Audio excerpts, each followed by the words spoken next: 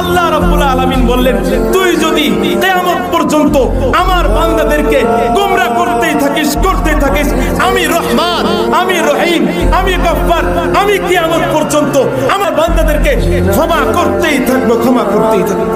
আল্লাহ রাব্বুল আলামিন তাকে লাআনাহুল্লাহ, শয়তানকে যখন আল্লাহ লাআনত দিলেন তখন শয়তান আল্লাহর সাথে চ্যালেঞ্জ করছেন, ওয়ালা উযিল্লান্নাহুম, কিয়ামত পর্যন্ত আমি আপনার বান্দাদেরকে পথভ্রষ্টতা করতেই থাকবো।